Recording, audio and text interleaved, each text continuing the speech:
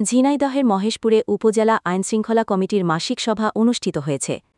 সোমবার সকাল ১০টার দিকে উপজেলা নির্বাহী অফিসারের সম্মেলন কক্ষে এই সভার আয়োজন করা হয়।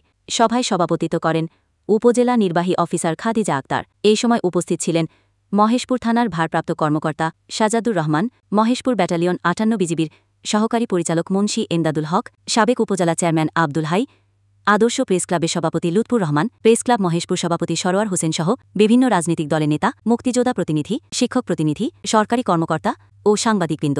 সভায় আত্মহত্যা রোধ, বাল্যবিবাহ প্রতিরোধ এবং শিক্ষার্থীদের হাতে মোবাইল ফোন ব্যবহারে সচেতনতা তৈরির আহ্বান জানানো হয়। এছাড়া সীমান্ত এলাকায় অস্ত্র, মাদক ও স্বর্ণ পাচার প্রতিরোধে বিজিবি ও আইনশৃঙ্খলা বাহিনীর নজরদারি জোরদারের সিদ্ধান্ত গৃহীত হয়। সভা শেষে উপজেলা নির্বাহী অফিসার খাদিজা আক্তার বলেন, শুধু আইন দিয়ে সমস্যা সমাধান সম্ভব নয়, সামাজিক সচেতনতা জরুরি। সবাইকে একসাথে কাজ করতে হবে। পরে তিনি সভা সমাপ্তি ঘোষণা করেন এবং উপজেলা ও সমাজের শান্তি শৃঙ্খলা রক্ষায় সবার সহযোগিতা কামনা করেন।